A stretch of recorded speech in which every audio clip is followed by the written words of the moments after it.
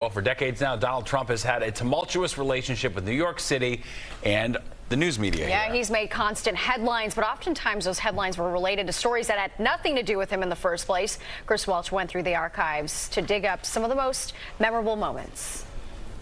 Real estate man Donald Trump. Donald Trump is the young entrepreneur whose buildings keep popping up all over town. He first made a name for himself in the late 1980s as a developer, but it was his tendency to speak out on a range of topics that often landed him in hot water. There's certain people in this business you probably know. You can just kind of call them all the time and they'll comment on kind of anything. And according to New York Magazine contributor David Friedlander, Donald Trump was one of those people.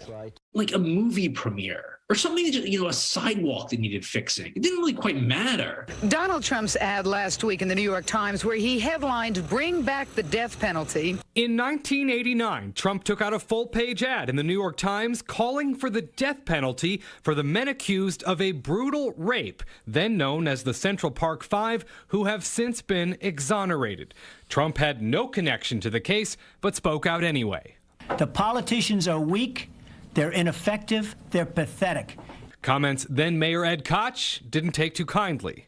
His anger has been turned into hate instead of controlled anger, and hate gets you nowhere. He's been accused of racial discrimination. Charging that developer Donald Trump was harassing tenants to drive them out of a building he owns. Has faced lawsuits, too many to count. Donald Trump is on the line. The afternoon of September 11, 2001, Trump called into WWOR, making comments that many still remember to this day. Well, it was an amazing phone call I made. 40 Wall Street actually was the second tallest building in downtown Manhattan, and it was actually, before the World Trade Center, was the tallest. And then when they built the World Trade Center, it became known as the second tallest, and now it's the tallest. He also said thousands of Muslim residents in New Jersey celebrated the attacks. People may recall there were some pockets of Islamic communities that were seen celebrating or cheering, perhaps, after 9/11. David Greenberg is a professor of history at Rutgers.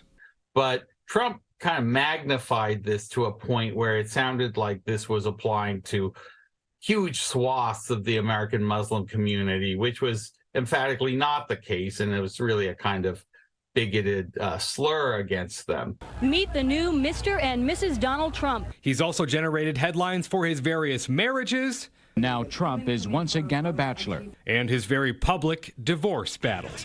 But perhaps nothing could top the controversy he's churned up in the years that followed his presidential announcement at Trump Tower in June of 2015. They're bringing crime, they're rapists, and some, I assume, are good people. Chris Welch, Fox 5 News.